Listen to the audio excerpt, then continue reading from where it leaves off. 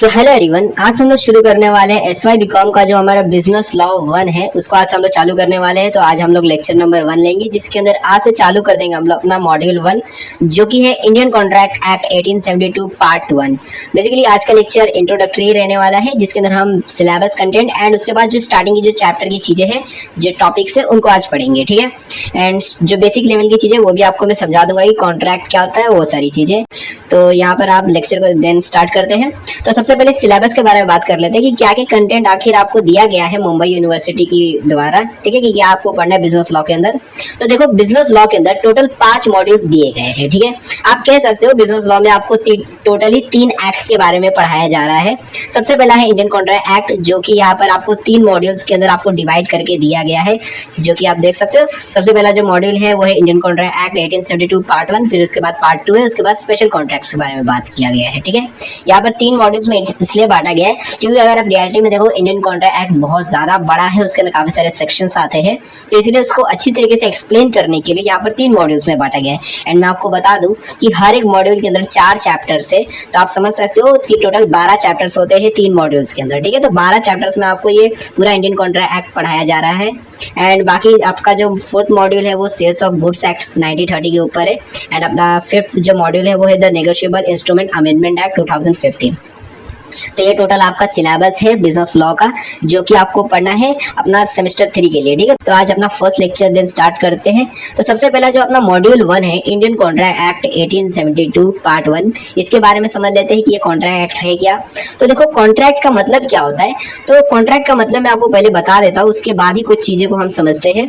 तो पहले कॉन्ट्रैक्ट का मतलब ही समझ लेते हैं, ठीक है। कॉन्ट्रैक्ट आखिर होता क्या है। तो देखो, कॉन्ट्रैक्ट को समझने के लिए सबसे पहले आपको समझना होगा एग्रीमेंट क्या होता है, ठीक है। और एग्रीमेंट को समझने के लिए सबसे पहले आपको समझना होगा प्रॉमिस क्या होता है, और प्रॉमिस को समझने के लिए आपको समझना होगा ऑफर एंड एक्सेप्टेंस क्या होते हैं, ठीक है। तो ये सारी चीजों को अभी मैं आपको समझा देता हूँ, ताकि आप आगे जब हम पढ़े तो आपको सारी चीजें क्लियर हो जाए, ठीक है। तो वहां पर बस मुझे मान लो रीड ही करना रह जाएगा, फॉर्मेलिटी बस बची रहेगी, उसके बाद चैप्टर फिनिश ही लगभग हो जाएगा अगर मैं आपको यहाँ पे ये सारी चीजें समझा दूं, ठीक है। तो मैं आपको बताता हूँ, देखो मान लो ये आप हो, ठीक है, ये आप हो, मैं आपको बता देता हूँ, ठीक है। ये आप हो, ठीक है, और ये है दुकान वाला, ये कोई भी दुकान वाला है, मान लो ये कोई कपड़े की दुकान है, ठीक है। तो ये कपड़े की दुकान वाला है, मालिक है इस दुकान का। एंड ये आप हो, आपको कपड़े चाहिए, ठीक है। आप दुकान में गए और आपको ये वाला कपड़ा पसंद आ गया, ये हरा वाला, ठीक है। आप बोलते हो कि भाई मेरे को तो हमेशा ब्लू वाला कपड़ा ही पहन के रहता हूँ, ये हरा वाला कपड़ा काफी अच्छा दिख रहा है, काम करता हूँ ले लेता हूँ। अब आप क्या किए, दुकान वाले को आपने ऑफर दिया, ठीक है, मतलब दुकान वाले को आपने अपना एक ऑफर दिया, कह सकते हो ऑफर दिया। क्या ऑफर दिया आपने? ऑफर दिया कि मैं जो हूँ तुझे, मतलब ऑफर दिया आपने कि मैं तुझे इतने रुपए दूंगा, ठीक है, जो भी 500 रुपया हो गया। मान लो आपने शर्ट का बोला कि मैं तुझे 500 रुपया दूंगा इस शर्ट का, तू मुझे ये कपड़ा दे दे। मतलब क्या, आपने उसे एक ऑफर दिया, ठीक है, कि मैं तेरे को 500 रुपया, ये जो 500 रुपया मैं तेरे को दे दूंगा अगर तू मुझे ये कपड़ा जो है वो मुझे दे दे, ठीक है। आपने इसे एक ऑफर दिया, ठीक है। अब अगर वो उस ऑफर को एक्सेप्ट कर लेता है तो ये एक प्रॉमिस बन जाता है, ठीक है। कैसे? देखो, अगर आप उसे एक ऑफर देते हो, मतलब आप एक टाइप से देखो तो आप एक प्रॉमिस उसे कर रहे हो कि अगर तू मुझे वो कपड़ा दे देगा तो मैं तुझे जो है ये पैसे दे दूंगा, ठीक है। आपने उसे एक प्रॉमिस कर दिया है, अगर आप उसे कपड़ा आपको मिल जाएगा तो आप उसे पक्का पैसे दे दोगे, ठीक है। अब अगर वो उसको उस ऑफर को एक्सेप्ट कर लेता है, एक्सेप्टेंस दे देता है, ठीक है काम कर, तू मुझे 500 रुपए दे दे और मैं तेरे को ये कपड़ा दे देता हूँ। तो अब जैसे ही मान लो उसने उस ऑफर को एक्सेप्ट कर लिया, अब ये जो ऑफर है वो एक एग्रीमेंट बन जाता है, ठीक है। किस तरीके से मैं आपको अभी अच्छे से समझाता हूँ, पहले इतना समझो कि आपने उसे ऑफर दिया कि भाई मेरे को ये कपड़ा दे दे। आपने एक प्रॉमिस किया कि भाई अगर तू मुझे कपड़ा देगा तो मैं तुझे उससे बदले में पैसे दूंगा, ठीक है। आपने एक प्रॉमिस उसे कर दिया। अब उसके बाद क्या होगा कि उसने आपको बोला ठीक है एक काम कर, तू मुझे अपने पैसे दे दे, मैं तुझे कपड़े दे दूंगा। उसने भी आपको एक प्रॉमिस किया, यानी 2 यहाँ पर प्रॉमिसेस हुए, एक आपने प्रॉमिस किया और एक किसने प्रॉमिस किया, ठीक है। आपने प्रॉमिस किया कि आप उसे पैसे दोगे कपड़े के बदले में, और उसने प्रॉमिस किया कि मैं तुझे कपड़े दे दूंगा, तू मुझे 500 रुपया दे देना, ठीक है। तो दोनों ने यहाँ पर एक प्रॉमिसेस कर दिए, ठीक है। अब हुआ क्या, आपने उसे पैसे दे दिए, ठीक है, कि भाई मेरे को ये ले पैसा और मुझे कपड़े दे दे, और उसने आपको कपड़े दे दिए, ठीक है। तो यहाँ पर ये डील खत्म हो गई। अब यहाँ पर देखो एग्रीमेंट क्या हुआ। देखो एग्रीमेंट ये हुआ कि आप उसे, देखो यहाँ पर अगर आप देखोगे तो यहाँ पर एक कंसिडरेशन था, ठीक है। कंसिडरेशन मतलब होता है कि जब आप किसी को, सामने वाले को कोई चीज करते हो, कोई मदद या फिर कोई भी चीज करते हो, तो आपको सामने से कुछ मिलता है, पैसा कुछ भी मिलता है, ठीक है। तो जैसे ही आपने सामने वाले को प्रॉमिस किया था कि मैं तुझे पैसे दूंगा, तो वहां से आपको क्या मिल रहा था, तो वहां से आपको मिल रहा था एक कपड़ा, ठीक है। एंड जब इसने आपको प्रॉमिस किया कि मैं तुझे एक कपड़ा दे दूंगा, तो वहां से उससे क्या मिल रहा था, तो वहां से उससे पैसे मिल रहे थे। ठीक है, तो देखोगे तो यहाँ पर दोनों को कुछ ना कुछ मिल रहा था, तो दोनों ने मिलकर एक एक प्रॉमिस किया, और जब दो प्रॉमिसेस मिल जाते हैं एक साथ में कंसिडरेशन रहता है, दोनों को कुछ ना कुछ मिल रहा रहता है, तो उसे कहा जाता है एग्रीमेंट। ठीक है, यहाँ पर आपको ये समझ आ गया होगा कि इसे एग्रीमेंट कहा जाएगा। ठीक है, तो आपको ये समझ आ गया होगा, एग्रीमेंट इसे कहा जाता है। अब अगर मान लो यहाँ पर कुछ चीजें आपको बता देता हूँ।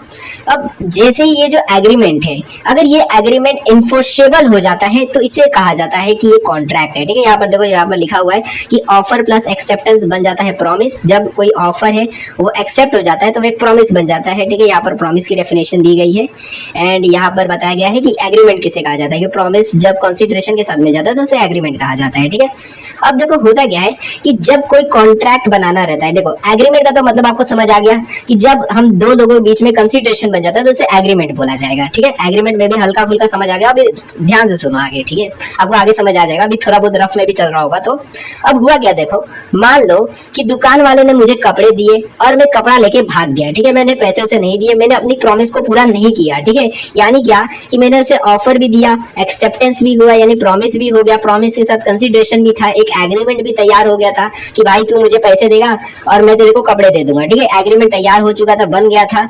अब हुआ क्या कि उसने मुझे कपड़े दिए और मैं कपड़ा लेके भाग गया। ठीक है, अब ऐसे टाइम पर होगा क्या, ये जो आदमी है ये जाएगा लॉ ऑफ कोर्ट के पास, मतलब कोर्ट में जाएगा। ठीक है, लॉ के पास जाएगा कि भाई देखो मेरे साथ तो अन्याय हो गया है, मैंने तो उसके साथ प्रॉमिस किया था, मैंने अपना प्रॉमिस पूरा किया, उसने अपना प्रॉमिस पूरा नहीं किया, उसे तो अपना कंसिडरेशन मिल गया, मुझे तो मेरा मिला ही नहीं। ठीक है, मुझे पैसे चाहिए थे, उस मतलब हमारा एग्रीमेंट हुआ था कि मतलब कपड़े के बदले में वो मुझे पैसे देगा, लेकिन वो तो पैसे दिया ही नहीं। तो ऐसे टाइम पर हुआ क्या कि जो ये जो लॉयर रहेंगे, मतलब लॉयर सॉरी, ये जो जज रहेंगे, ये बोलेंगे कि हाँ ये तो गलत बात हो गई, तो वो मुझे बुलाएंगे, वो बोलेंगे इसे पैसे दे, नहीं तो तेरे को सजा होगी। ठीक है, और ऐसे टाइम में मैं डर के मारे उसे पैसे भी दे दूंगा, ठीक है ले भाई 500 रुपया ले ले। ठीक है, तो यहाँ पर अगर आप देखोगे तो यहाँ पर हुआ क्या कि अगर मैं अपना प्रॉमिस पूरा नहीं करता हूं तो ये जो आदमी है ये चाहे तो लॉ के पास भी जा सकता है। ठीक है, मतलब कोर्ट में भी जा सकता है अपना प्रॉमिस जबरदस्ती पूरा करवाने के लिए। ठीक है, यानी देखोगे तो ये जो मतलब प्रॉमिस है ये लीगली इन्फोर्सेबल है, ये एग्रीमेंट। ठीक है, तो ऐसे जितने भी एग्रीमेंट्स होते हैं जो कि लीगली इन्फोर्सेबल होते हैं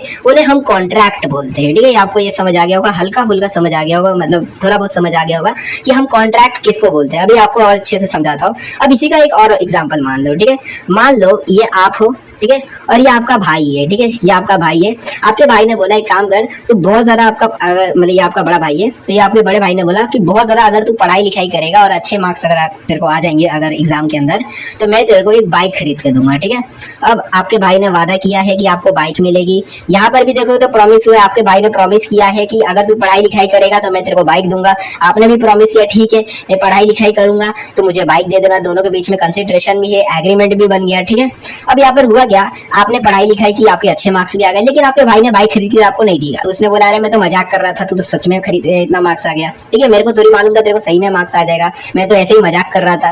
अब आप गए कोर्ट में कि भाई ये तो अन्याय हो गया मेरे साथ, ठीक है, मैंने इतनी मेहनत की और मेरे को बाइक भी नहीं मिली। आप गए कोर्ट में, ठीक है, जज के पास गए कि देखो मेरे साथ तो अन्याय हुआ है, मेरे को न्याय चाहिए, मुझे बाइक ला कर दो। ठीक है, जाओ मेरे भाई को जेल में डालो।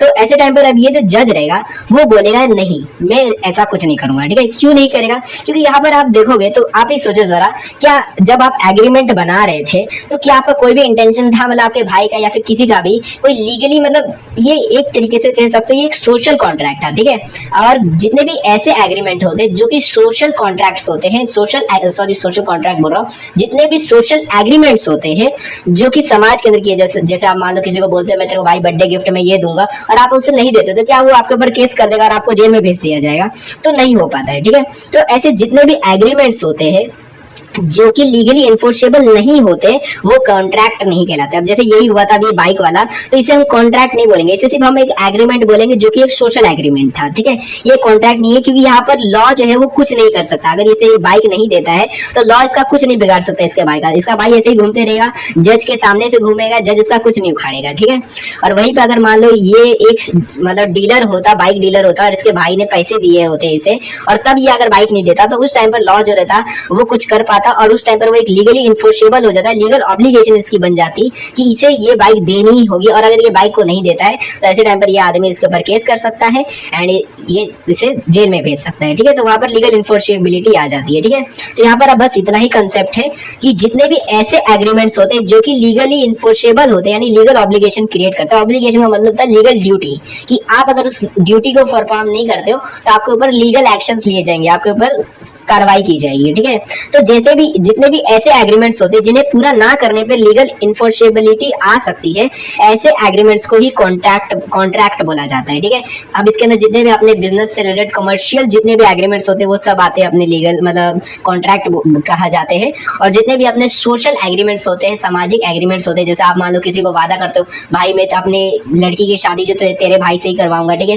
और आप बाद में किसी और से करवा देते हो, तो ऐसे टाइम पर वो केस थोड़ी करेगा, कि केस नहीं कर सकता है। ठीक है, क्योंकि वो एक सोशल एग्रीमेंट था, वो कोई लीगल एग्रीमेंट, लीगल या फिर कह सकते हैं वो कोई एक कमर्शियल या फिर किसी भी प्रकार का उसके लीगल इन्फोर्सेबिलिटी नहीं थी। ठीक है, तो यहाँ पर आपको ये समझ आ गया होगा हल्का फुल्का कॉन्ट्रैक्ट किसको कहा जाता है।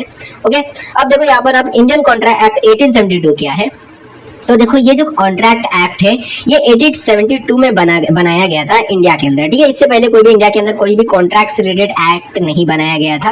अब क्यों नहीं बनाया गया था तो आपको बता देता हूँ। देखो मतलब वैसे तो इसका कोई रीजन नहीं है कि क्यों नहीं बनाया गया था।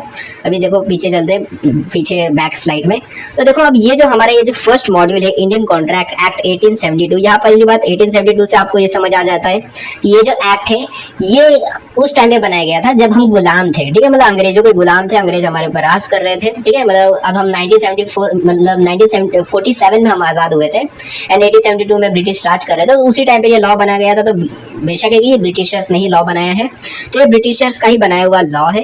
एंड अगर आप देखोगे तो क्यों बनाया गया था, तो होता क्या था, देखो 1872 में काफी ज्यादा ही इंडिया के अंदर ट्रेड्स बढ़ चुके थे। इंडिया से जो ब्रिटिशर भर भर के सामान लेके जाते थे, विदेशों में बेचते थे, मसाला जो मिल गया सब लेके जाते थे और बेचे डालते थे बाहर देश में। ठीक है, तो ऐसे टाइम पर होता क्या था कि इंडिया के जो ट्रेडर्स होते थे कई बार उनके बीच में मतलब हाथापाई या फिर कोई भी प्रॉब्लम आ जाती थी कॉन्ट्रैक्ट से रिलेटेड। ठीक है, एग्रीमेंट इनका टूट जाता था। मान लो सामने वाले को बोलते थे भाई मैं तेरा सामान खरीदने कल आऊंगा, किसी को बेचना मत, और ये मतलब ये जाता था कहीं पे घूमने के लिए, तब तक ये दूसरे को बेच देता था ये आदमी। ठीक है, तो ऐसे कॉन्ट्रैक्ट टूट जाते थे जिसकी वजह से काफी प्रॉब्लम आती रहती थी।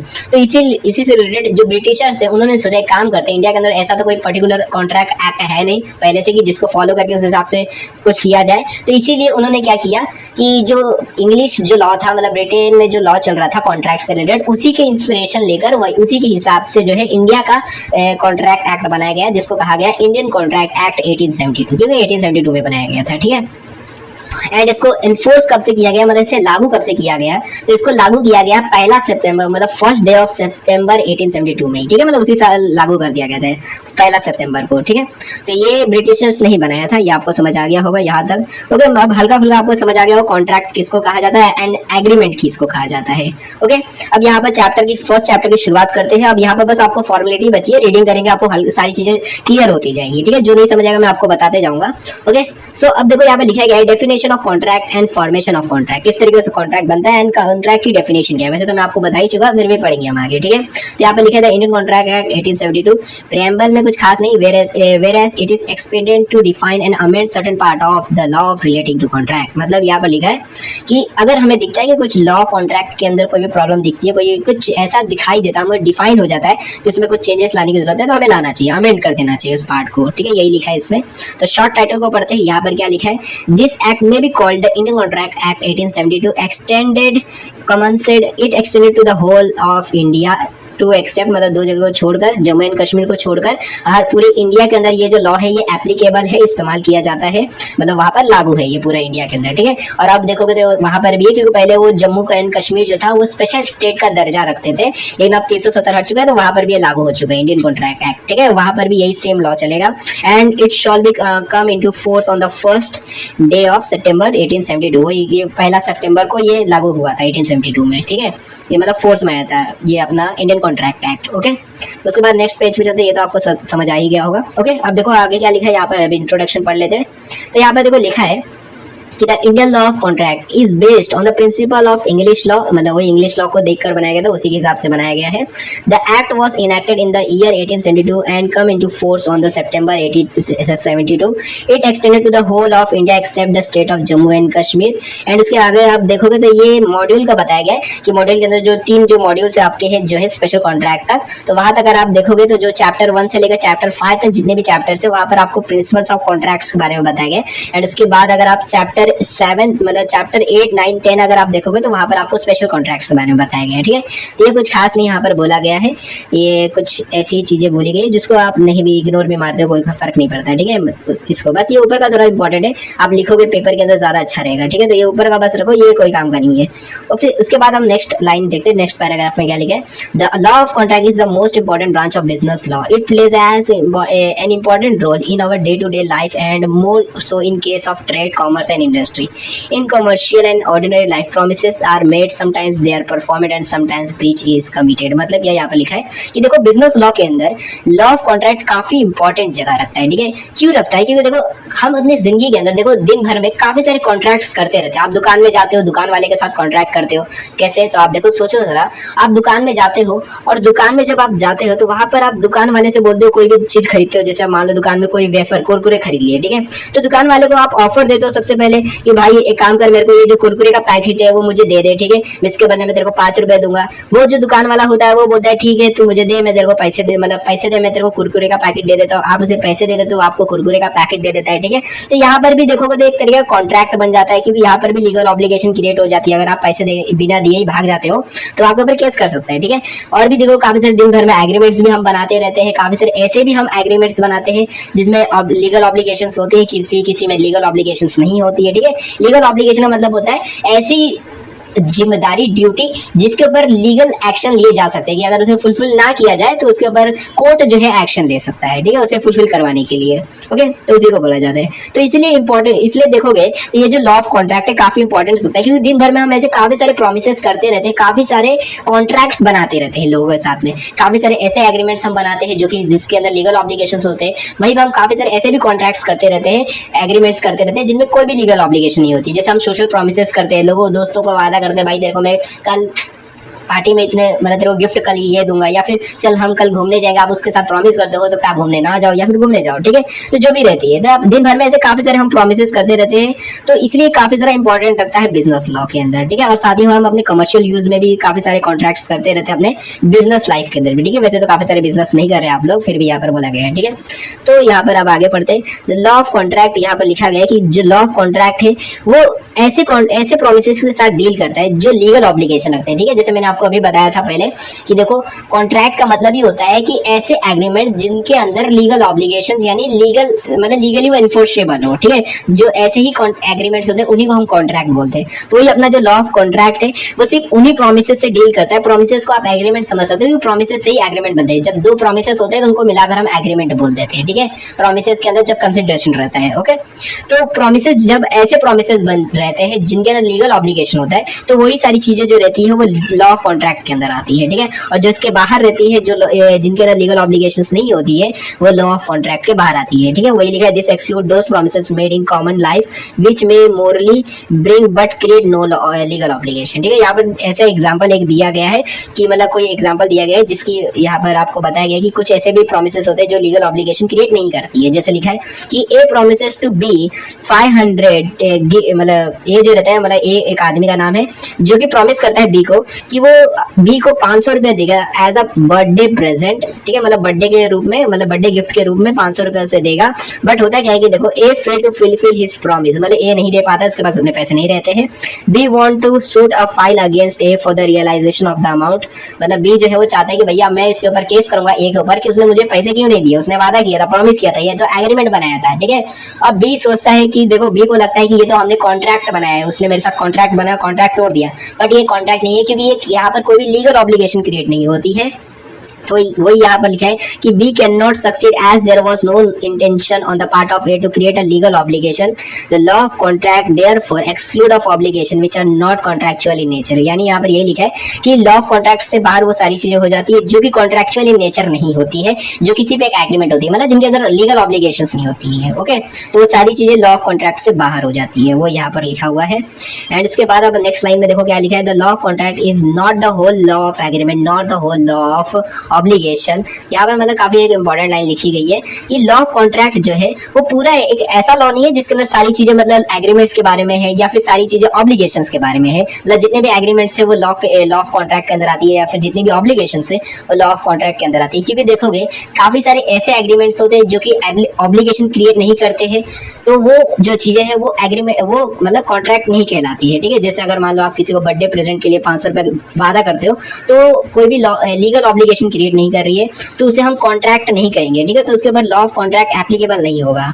तो वही यहाँ पर लिखा है कि जो लॉ ऑफ कॉन्ट्रैक्ट है वो होल लॉ ऑफ एग्रीमेंट नहीं है, उसके अंदर सिर्फ वही एग्रीमेंट्स आते हैं जो लीगल ऑब्लिगेशन क्रिएट करते हैं, और not the whole law of obligation. क्योंकि काफी सारे ऐसे ऑब्लिगेशंस भी होते हैं जो लीगल नहीं होते। ठीक है, तो सलमन जो है वो कहते हैं has rightly observed that the law of contract is not the whole law of agreement nor is it the whole law of obligation. It is the law of those agreement which create obligation and those obligation which have their source in agreement. ठीक है, मतलब यहाँ पर यही बोला गया है कि मतलब सलमन जो है वो अच्छे तरीके से ऑब्जर्व किए हैं, उन्होंने देखा है कि जो लॉ ऑफ कॉन्ट्रैक्ट जो है वो पूरा एग्रीमेंट के ऊपर नहीं है, सारे एग्रीमेंट्स उसके अंदर नहीं आते हैं, इसके अंदर वही एग्रीमेंट्स आते हैं जो कि लीगल ऑब्लिगेशन क्रिएट करते हैं।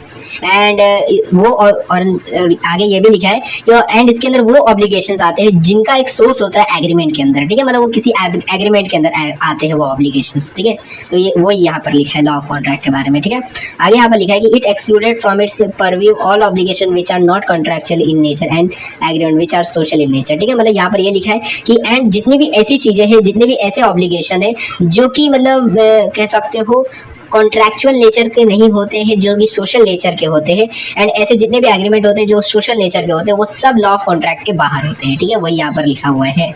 ओके, एंड नेक्स्ट लाइन में आप देखते हैं उसके बाद क्या लिखा है, ये लास्ट ये वाला पैराग्राफ में देख लेते हैं। तो देखो यहाँ पर लिखा है the law of contract create जू इन पर्सनम एज डिस्टिंग्विश्ड फ्रॉम जू इन रेम। ठीक है, मतलब यहाँ पर दो चीजों के बारे में बताया गया है, जिसको पढ़ते आपको समझ आएगा क्या है ये। वैसे ये एक टाइप का कंसेप्ट आप कह सकते हो, जू इन पर्सनम एंड जू इन रेम। ठीक है, इसका मतलब क्या होता है, तो देखो जू इन रेम का मतलब होता है, मैं आपको एग्जाम्पल देके समझा देता हूँ। देखो जैसे कि जू इन रेम का मतलब होता है कि कोई चीज होती है जिसके ऊपर सिर्फ आप ही का राइट होता है एंड बाकी लोग उस राइट को छीन नहीं सकते। ठीक है, मतलब यहाँ पे आपको समझा ही देता हूँ। देखो यहाँ पे लिखा हुआ है कि जू इन रेम मींस अ राइट अगेंस्ट और in respect of a thing and it is available against the whole world. मतलब पूरी दुनिया में वो राइट आपसे कोई नहीं छीन सकता। मैं आपको अच्छे से एग्जाम्पल लिखा है, देखो यहाँ पर उसी से देख लेते हैं। जैसे यहाँ पे लिखा है x is the owner of a plot of land. ठीक है, मान लो एक्स आप हो और आप एक जमीन के मालिक हो। ठीक है, अब यहाँ पर लिखा गया है कि he has a right to have quiet position and enjoyment of that land against every member of the public. ठीक है, similarly every member of the public is under an obligation to not to disturb X position और enjoyment. ठीक है, यहाँ पर ये लिखा हुआ है कि देखो एक्स जो है उसके पास मान लो कोई जमीन है, अब वो जो जमीन है क्योंकि उसके पास वो है तो उसकी राइट्स बनते हैं कि वो उसको एंजॉय करे, उसकी वो जमीन उसका मजा ले। ठीक है, तो अब यहाँ पर जितने भी बाकी लोग हैं पूरी दुनिया के अंदर, वो उनकी ऑब्लिगेशन बनती है, जिम्मेदारी लीगल ऑब्लिगेशन बनती है कि वो उसे किसी भी मतलब किसी भी तरह की परेशानी ना करे उसके एंजॉयमेंट के अंदर। ठीक है, मतलब उसकी जमीन हड़पे ना। अब मान लो कोई जाता है उसकी जमीन हड़पने के लिए, तो ऐसे टाइम पर वो जो एक्स होगा वो चाहे तो उसके ऊपर लीगल एक्शन भी ले सकता है। ठीक है, तो इसको कहा जाता है, ये जो मतलब सिचुएशन है इसे कहा जाता है जो इन रेम। ठीक है, मतलब यहाँ पर लिखा हुआ है कि the X is right in the rem. ठीक है, मतलब ये रेम के अंदर है। ठीक है, यहाँ पर ये बोला गया है।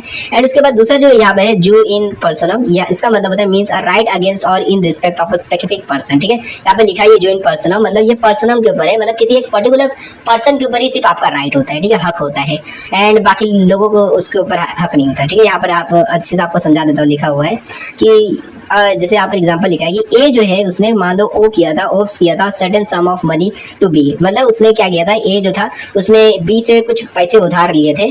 मतलब कुछ पैसे उधार ले लिए बी से। अब बी जो है उसी के पास सिर्फ ये राइट है, B has the right to recover his amount from A, ठीक है। अब देखोगे तो सिर्फ बी के पास ये राइट है और किसी के पास राइट नहीं है, ठीक है। तो सिर्फ एक पर्टिकुलर आदमी के पास वो राइट है कि वो इस पर्टिकुलर आदमी से पैसे मांग सकता है, ठीक है। बी ऐसा नहीं है कि पूरी दुनिया से किसी से भी मांगते फिरेगा, एंड और किसी के पास भी ये राइट नहीं है कि वो ए से पैसे मांग सके, सिर्फ बी के पास ये राइट है कि वो अपने पैसे को रिकवर कर सकता है। तो this right has can be exercised only by B, ठीक है। तो ये जो मतलब ये जो राइट है, हक है, ये सिर्फ बी ही परफॉर्म कर सकता है, इसके अलावा और कोई नहीं कर सकता, ठीक है। तो यही यहाँ पर लिखा हुआ है। तो this right of B is जो इन पर्सन, ठीक है, मतलब ये सिर्फ एक पर्टिकुलर पर्सन के ऊपर ही काम करता है, ठीक है। तो ये कुछ चीजें हैं, तो ये कुछ टर्म्स थे जो कि आपको समझाया गया है यहाँ पर।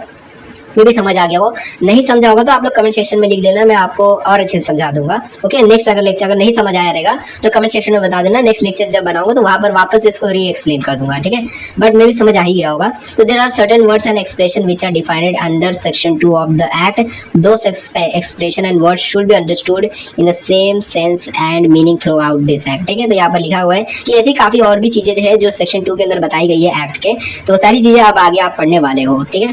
तो यहाँ पर आपको ये इंट्रोडक्शन समझ आ गया होगा, एंड यहाँ सारी ये सारी चीजें हैं, एंड बस एक लास्ट टॉपिक है उसको देख लेते हैं जो कि डेफिनेशन के बारे में। यहाँ पर सेक्शन 2 जो है उसके अंदर कुछ चीजें हैं जिनके मीनिंग्स यहाँ पर बताए गए, जो कि वैसे तो मैं पहले ही बता चुका, फिर भी आपको वापस से बता देता हूँ, ठीक है। तो यहाँ पर देखो, in this act the following words and expression are used in the following sense unless contrary intention appear from the context, ठीक है।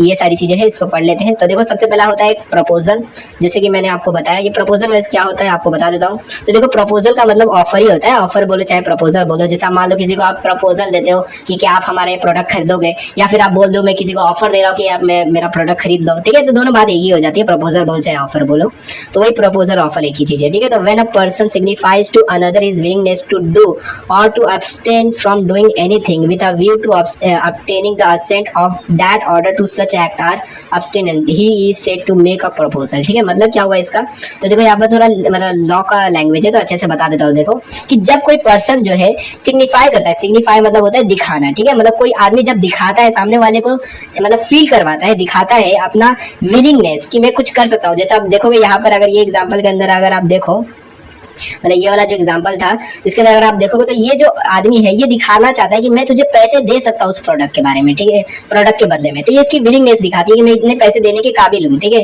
तो यही लिखा है कि जब कोई पर्सन अपना विलिंगनेस दिखाता है कुछ करने के लिए या फिर कुछ ना करने के लिए, ठीक है। जैसे मान लो आप बोलते हो किसी को कि भाई मैं तेरे को नहीं मारूंगा अगर तू मुझे ये सामान दे दे, ठीक है। तो जब भी आप किसी को अपनी विलिंगनेस दिखाते हो कुछ भी करने की या फिर ना करने की, यहाँ पर बोला गया है कि with a view to obtaining the assent. Assent का मतलब होता है अप्रूवल, कि आपको उसका अप्रूवल मिल जाए, कि मतलब क्या कि आप सामने वाले को पहली बात तो ये ऑफर देते हो, दिखाते हो कि मैं तेरे को पैसे दे सकता हूँ अगर तू मुझे अपना सामान देगा। आप उसको पहली बात अपना सिग्निफाई करता हो विलिंगनेस।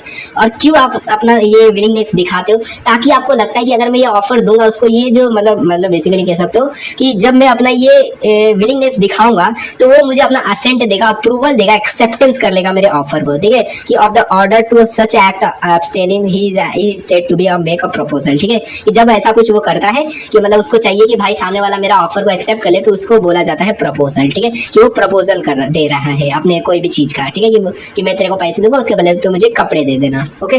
तो इसको बोला जाता है प्रपोजल, ठीक है। प्रपोजल बोलो, ऑफर बोलो, वही चीज है। तो आपको यहाँ पर इस अच्छे तरीके से याद कर लेना है इसको, क्योंकि आप पेपर में जब प्रपोजल का डेफिनेशन लिखोगे तो आपको यही डेफिनेशन लिखनी है, क्योंकि सेक्शन 2 के अंदर डेफिनेशन लिखी हुई है, ठीक है। तो आपको ये अच्छे तरीके से लिख देना। ये ऐसे ही बुक ने नहीं लिखा हुआ है, ये यूनिवर्सिटी ने नहीं लिखा है, ये सेक्शन 2 जो है इंडियन कॉन्ट्रैक्ट एक्ट उसके अंदर ये लिखा हुआ है, ओके। तो आपको लिखना है यही वाली चीज। उसके बाद एक्सेप्टेंस एंड प्रॉमिस क्या होता है, ठीक है। तो देखो एक्सेप्टेंस का तो आपको मालूम बताइए, जब सामने वाला आपका प्रपोजल एक्सेप्ट कर लेगा, ऑफर एक्सेप्ट कर लेगा, तो उसे एक्सेप्टेंस बोला जाता है। कि when a person to whom the proposal is made, जब सामने वाले के पास मतलब जब पर्सन जो है जिसके ऊपर प्रपोजल किया जा रहा है, जब वो कर देता है, मतलब सिग्निफाई कर देता है अपना असेंट। असेंट का मतलब होता है अप्रूवल होता है, जब वो अपना अप्रूवल दे देता है, thereto the proposal is said to be accepted. जब कि मतलब कहा जाता है कि वो जो प्रपोजल है वो एक्सेप्टेड हो चुका है, एक्सेप्टेंस मिल चुकी है। और जब एक प्रपोजल एक्सेप्ट हो जाता है तो when accepted become a promise, ठीक है। और जैसे ही वो एक्सेप्टेड हो जाता है, ऑफर जो रहता है वो एक्सेप्टेंस उसका मिल जाता है, तो वैसे ही वो एक प्रॉमिस बन जाता है, ठीक है। वो लिखा हुआ है यहाँ पर। उसके बाद नेक्स्ट लिखा है क्या, प्रोमिसर एंड प्रोमिसी, ठीक है। प्रोमिसर और प्रोमिसी क्या होता है, तो मतलब प्रोमिसर मतलब वो जो प्रॉमिस ऑफर देता है, प्रोमिसी मतलब वो जो प्रॉमिस एक्सेप्ट करता है, ठीक है। यहाँ पे लिखा है the person making the proposal is called promisor, ठीक है, जो प्रॉमिस कर रहा है, ठीक है, ये मतलब ऑफर दे रहा है सबसे पहले। And the person accepting the proposal is called promisee, ठीक है। ये कुछ टर्म्स है, आपको याद रखने हैं। उसके बाद कंसीडरेशन, ठीक है। कंसीडरेशन का मतलब होता है कि आपको जब किसी चीज के बदले में कोई चीज मिलती है, जैसे आप पैसे उसे दे रहे हो दुकान वाले को कपड़े के बदले में, तो आपको मालूम है जब मैं उसे पैसे दूंगा तो उसके बदले में मुझे कुछ मिलेगा, कंसीडरेशन मिलेगा। कंसीडरेशन का मतलब होता है कि कुछ मिलना सामने से, ठीक है, तो आपको कपड़े मिलेंगे, तो इसको कंसीडरेशन बोलते हैं। तो when at the desire of the promisor the promisee और any other person has done और अब्सटेनेड फ्रॉम डूइंग, मतलब यहाँ पर ये लिखा हुआ है कि मतलब जब कोई आदमी रहता है जो डिजायर करता है, मान लो जो प्रोमिसर है ये प्रोमिसी को डिजायर मतलब चाहता है कि सामने वाला मेरे लिए कुछ करे या फिर कुछ ना करे, कोई भी चीज हो सकती है। मतलब यहाँ पर ये लिखा है कि सामने यहाँ पर कंसीडरेशन कुछ भी हो सकता है, मतलब हो सकता है कि आप चाहते हो कि जब मैं इसके लिए कुछ करूँ, यानी ये ऑफर दे रहा हूँ, तो उसके बदले में वो मेरे लिए कुछ करे या फिर कुछ ना करे, तो वो उसका कंसीडरेशन बन जाता है, ठीक है। मतलब क्या कुछ ना करे मतलब क्या है यहाँ पर, जैसे कि अगर मान लो यहाँ पर ये कोई दुकान वाला है, ठीक है, एंड ये दूसरा कोई दुकान वाला है। अब होता क्या है कि ये जो दुकान वाला है ये बहुत ज्यादा फेमस दुकान वाला है और ये चाहता है कि पूरे मार्केट के अंदर मेरी इकलौती ही दुकान हो और सब मेरे इधर से सामान खरीदे, ठीक है। अब होता क्या है, ये भी काफी फेमस दुकान वाला है, बाजू वाले जो गली मतलब बाजू वाला जो एरिया है वहां का है, ठीक है। तो ये अपना दुकान एक और दुकान यहाँ पे खोलने वाला है, ठीक है, ये जो आदमी है।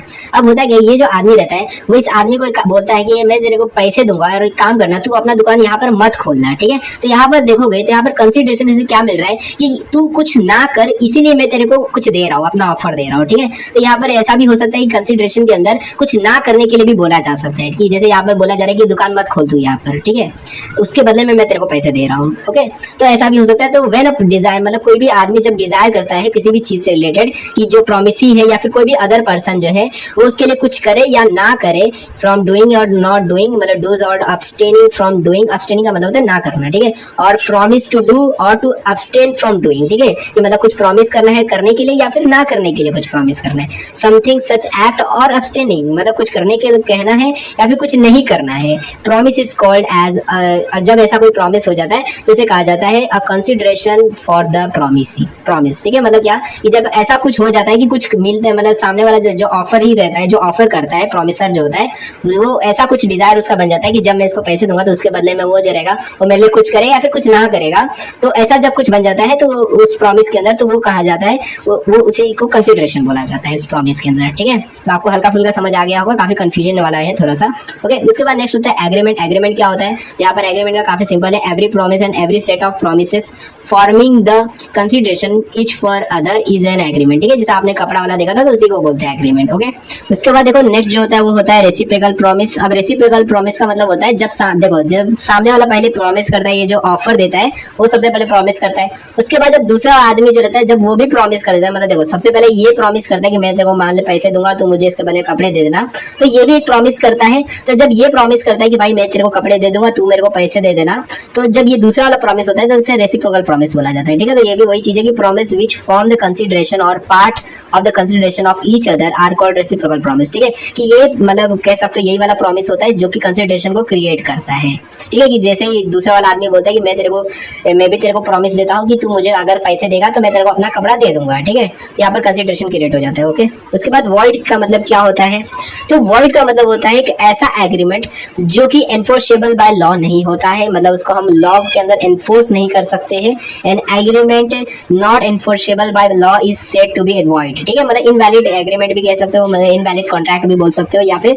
वॉइड एग्रीमेंट भी बोल सकते हो, ठीक है। वॉइड का मतलब होता है जैसे कि अगर मान लो कि आपने किसी के साथ कॉन्ट्रैक्ट किया था और वो जो आदमी है वो क्रिमिनल निकल गया, ठीक है, और कॉन्ट्रैक्ट एक्ट के हिसाब से आप किसी भी क्रिमिनल के साथ कोई भी कॉन्ट्रैक्ट नहीं बना सकते हो, तो वो जो कॉन्ट्रैक्ट होगा उसे हम वॉइड कहेंगे, ठीक है। कि ये जो कॉन्ट्रैक्ट है वो वैलिड नहीं है, ये इन्फोर्सेबल बाय लॉ नहीं। उसके अंदर मान लो कोई भी घाटा होता है, मान लो वो जो चोर जो भी गुंडा मवाली जो भी था वो अगर मान लो आपको पैसा लेकर खा जाता है और आप जाते हो कोर्ट में केस करने के लिए कि भाई देखो मैं इसके साथ मतलब एक कॉन्ट्रैक्ट किया था कि बंदूक के लिए मैं तेरे को पैसे दूंगा और बाद में तुम मेरे को वापस पैसे देना, अब पैसे नहीं दे रहा है ये मेरे को, तो उस टाइम पर लॉ आपको कोई मदद नहीं करेगा, क्योंकि वो जो एग्रीमेंट होगा उसे वॉइड कह दिया जाएगा कि भाई ये तो एग्रीमेंट वॉइड है। ठीक है, वॉइड का मतलब होता है कि एक ऐसा एग्रीमेंट, मतलब एक सिंपल लैंग्वेज में कहे तो एक ऐसा एग्रीमेंट जो पहले वैलिड था, मतलब सही था, वो एनफोर्सेबल बाय लॉ था, लेकिन बाद में वॉइड बन गया। ठीक है, मतलब बाद में वो एनफोर्सेबल बाय लॉ नहीं है। ठीक है, जैसे कि आपको बताऊं, मान लो, मतलब जैसे मान लो आप क्या किए, मतलब आपने कोई एक एग्रीमेंट बनाया कि एक काम करते हैं, हम लोग करते हैं, मतलब ये आप हो और ये दूसरा आदमी। ठीक है, आपने कोई सामान है, ये मान लो कोई भी एक प्रोडक्ट है जिसके लिए एक आदमी के साथ एग्रीमेंट किया। ठीक है, इसको बोला भाई मैं तेरे साथ एग्रीमेंट करता हूँ कि मैं तेरे को ये सामान जो है वो इतने रुपए में बेच दूंगा। ठीक है, अब आपका एग्रीमेंट बन गया, अगले दिन पता चलता है कि ये जो सामान है, जिस चीज के ऊपर एग्रीमेंट बना हुआ था, ये जो सामान है ये अब बैन हो चुका है इंडिया के अंदर। ठीक है, मान लो कोई भी सामान हो गया, दारू हो गया, पहले दारू मान लो महाराष्ट्र के अंदर बैन नहीं था, अब बैन हो गया अचानक से। ठीक है, तो अब बैन होने की वजह से, अब क्योंकि ये एक इलीगल एक्टिविटी हो जाएगी, तो इसकी वजह से ये जो कॉन्ट्रैक्ट होगा इसे वॉइड कॉन्ट्रैक्ट कह दिया जाएगा। तो अगर आप देखोगे तो ये पहले जब ये मतलब पहले जब दारू को इलीगल नहीं किया गया था, मतलब जब दारू बंद नहीं किया गया था, तो उससे पहले ये कॉन्ट्रैक्ट वैलिड था, लेकिन जैसे ही इसे मतलब कुछ सर्कमस्टेंसेस आए, कुछ सिचुएशंस आ गए, तो उसके बाद ये इनवैलिड हो गया, वॉइड हो गया। ठीक है, अब एनफोर्सेबल बाय लॉ नहीं है। अगर मान लो यहाँ पर कोई लॉस होता है या फिर कोई भी चीज होती है, तो यहाँ पर ये सामने वाली पार्टी जो रहेगी वो इस आदमी के ऊपर केस नहीं कर सकती है कि भाई तूने एग्रीमेंट को तोड़ दिया, क्योंकि ये जो एग्रीमेंट होगा वो एनफोर्सेबल बाय लॉ नहीं कहलाएगा। ठीक है, तो जो भी ऐसे एग्रीमेंट्स होते हैं जो कि एनफोर्स नहीं किए जा सकते लॉ के द्वारा, उन्हें वॉइड कहा जाता है। ठीक है, आप कह सकते हो इनवैलिड कॉन्ट्रैक्ट्स होते हैं, थोड़े अलग होते हैं, इनके बारे में हम डिटेल में आगे पढ़ेंगे। ठीक है, अभी यहाँ पर हल्का फुल्का समझो। उसके बाद होता है कॉन्ट्रैक्ट। ठीक है, कॉन्ट्रैक्ट क्या होता है? तो एग्रीमेंट एनफोर्सेबल बाय लॉ इससे कॉन्ट्रैक्ट। ठीक है, कॉन्ट्रैक्ट का मतलब यही होता है। उसके बाद होता है वॉइडेबल कॉन्ट्रैक्ट। ठीक है, वॉइडेबल कॉन्ट्रैक्ट का मतलब क्या होता है, मैं हल्का सा समझा देता हूँ, ज्यादा डिटेल में आगे समझेंगे जब इसके बारे में और टॉपिक्स है उसके अंदर समझेंगे। देखो, वॉइडेबल कॉन्ट्रैक्ट का मतलब होता है एक ऐसा कॉन्ट्रैक्ट जो कि उस आदमी के ऊपर डिपेंड करता है कि वो चाहता है कि नहीं उस कॉन्ट्रैक्ट को वॉइड बनाना है। ठीक है, मतलब क्या है कि वो आदमी जो रहेगा वो चाहे तो उस कॉन्ट्रैक्ट को वॉइड कर सकता है और चाहे तो उस कॉन्ट्रैक्ट को वैलिड रख सकता है। ठीक है, मतलब क्या है, जैसे अगर मान लो एग्जाम्पल ले लेते हैं, आपको समझा ही देता हूँ। देखो, जैसे मान लो ये आप हो और आपको एक गुंडा जो है जबरदस्ती आपके ऊपर सिर पे बंदूक रखकर आपको जो प्रॉपर्टी है वो साइन करवा देता है कि भाई अपनी प्रॉपर्टी के ऊपर साइन कर दे। ठीक है, साइन कर दे, आपने साइन कर दिया उसके ऊपर, उस प्रॉपर्टी के ऊपर जबरदस्ती, लेकिन अब क्योंकि कॉन्ट्रैक्ट बन चुका है, आपको उसको अपनी प्रॉपर्टी देनी होगी, तो यहाँ पर आप चाहो तो कोर्ट में जाकर बोल सकते हो भाई वो तो मेरे ऊपर बंदूक रख के मेरे से जबरदस्ती मतलब मेरा प्रॉपर्टी छीना था, तो मैं कॉन्ट्रैक्ट को वॉइड कह देता हूँ, मेरे को ये कॉन्ट्रैक्ट पूरा नहीं करना है, मेरे को अपनी प्रॉपर्टी वापस चाहिए, मेरे को नहीं से प्रॉपर्टी देनी है। ठीक है, तो ऐसे टाइम पर आपको आपकी प्रॉपर्टी वापस मिल जाएगी, आपको देने की कोई जरूरत नहीं रहेगी। ठीक है, तो ये ऐसा कॉन्ट्रैक्ट है जो वॉइडेबल होता है, मतलब जो एक जो आदमी रहता है जिसके साथ मतलब जुर्म हो रहा रहता है, वो आदमी चाहे तो कॉन्ट्रैक्ट को वॉइडेबल बना सकता है। लेकिन अब हो सकता है मान लो जैसे ये जो आदमी है ये डरता है उस गुंडे से, बोलते हैं नहीं नहीं हो सकता है मान लो मैंने जबरदस्ती अगर ऐसा कुछ किया तो बाद में मालूम पड़ा मेरे को मार वार देगा, तो छोड़ो जाने दो, प्रॉपर्टी जाई तो जाए, मेरी जान बच जाएगी। तो ऐसे टाइम पर वो चाहे तो उस कॉन्ट्रैक्ट को वैलिड भी रख सकता है और अपनी प्रॉपर्टी को दे सकता है। ठीक है, तो इसको वॉइडेबल कॉन्ट्रैक्ट बोला जाता है, जिनको मतलब ऐसा कॉन्ट्रैक्ट जो कि वॉइडेबल बनाया जा सके। ठीक है, तो ठीक है, तो देखो यहाँ पर लिखा गया हुआ है कि an agreement which is enforceable by law at the opinion of the one और मोर ऑफ द पार्टीज, मतलब क्या कि मतलब यहाँ पर ये लिखा है but not at the opinion of the other और other is a voidable contract. मतलब क्या यहाँ पर ये लिखा है कि एक ऐसा एग्रीमेंट जो कि एनफोर्सेबल बाय लॉ है, यानी लॉ के द्वारा एनफोर्स किया जा सकता है, एंड ये किसके ओपिनियन के द्वारा, मतलब एक आदमी जो रहेगा उस मतलब टोटल कॉन्ट्रैक्ट मान लो दो लोगों के बीच में कॉन्ट्रैक्ट हो रहा है, तो उसमें जो एक आदमी रहेगा जिसके साथ मान लो जो जबरदस्ती हुई है, वो आदमी की ओपिनियन के ऊपर रहेगा कि ये जो कॉन्ट्रैक्ट है ये एनफोर्सेबल बाय लॉ होगा या नहीं होगा, मतलब इसे वैलिड कहा जाएगा या वॉइड कहा जाएगा। ठीक है, जैसे इस कॉन्ट्रैक्ट मान लो ये आप हो और आपके साथ जोर जबरदस्ती की गई है कॉन्ट्रैक्ट के अंदर एंटर करने के लिए, तो आप वो आदमी बनोगे जो कि ये डिसाइड करोगे कि ये जो कॉन्ट्रैक्ट होगा ये वॉइड कहलाया जाएगा या फिर मतलब एनफोर्सेबल बाय लॉ होगा या नहीं होगा। ठीक है, और जो दूसरा आदमी होगा वो उसके पास ऐसा कोई भी राइट नहीं होगा, हक नहीं होगा। ठीक है, जिसने जबरदस्ती से दूसरे आदमी को लाया रहेगा उसके पास कोई हक नहीं होगा, जो जबरदस्ती से एंटर हुआ होगा उसके पास ये राइट होगा कि वो कॉन्ट्रैक्ट को वॉइड कर सकता है। और वॉइड होने का मतलब ये हो जाता है कि वो जो कॉन्ट्रैक्ट है वो एनफोर्सेबल बाय लॉ नहीं है, यानी कोर्ट में जाकर हम उसका कुछ नहीं कर सकते हैं। ठीक है, मतलब फिर आगे कुछ नहीं होगा। ठीक है, एंड आगे ये लिखा है a contract which ceases to be enforceable by law become void when it ceases to be enforceable. ठीक है, मतलब क्या यहाँ पर लिखा है सीजेस टू बी एनफोर्सेबल, मतलब सीजेस का मतलब होता है जैसे आप किसी चीज को सीज कर देना, मतलब बंद कर देना। ठीक है, कि जब कोई कॉन्ट्रैक्ट जो रहता है वो एनफोर्सेबल बाय लॉ से बंद जाता है, मतलब बंद हो जाता है कि अब वो एनफोर्सेबल बाय लॉ नहीं रहा, तो वैसे ही वो जो कॉन्ट्रैक्ट होता है वो वॉइड बन जाता है। और वॉइड वो बनने के लिए क्या होता है, तो वो मतलब ये लिखा है यहाँ पर कि when it ceases to be enforceable, मतलब जब वो इन्फोर्सेबिलिटी से सीज हो जाता है कि अब वो इन्फोर्सेबल नहीं है वो कोई भी कॉन्ट्रैक्ट, तो इस टाइम पर वो जो कॉन्ट्रैक्ट होता है वो एक वॉइड कॉन्ट्रैक्ट कहा जाता है। ठीक है, तो आपको ये समझ आ गया होगा, हल्का फुल्की चीजें, मे भी हल्की फुल्की जो भी चीजें रहेंगी वो समझ आ गया होगा। सो मे भी यहाँ पर आपको सारी चीजें समझ आ गई होगी, इंडियन कॉन्ट्रैक्ट एक्ट से रिलेटेड, एंड काफी सारे टर्म्स भी समझ आ गए होंगे। अब अगर आपको कोई भी डाउट रहेगा तो आप लोग कमेंट सेक्शन के अंदर जो भी आपके डाउट्स रहेंगे वो पूछ सकते हो। यहाँ पर क्योंकि लेक्चर खत्म हो चुका है एंड इसका जो नेक्स्ट लेक्चर है वो जल्दी ही चैनल पे आ जाएगा, तो चैनल को सब्सक्राइब कर दो और वीडियो को आपके जितने भी दोस्त लोग हैं उनके साथ पक्का शेयर कर देना।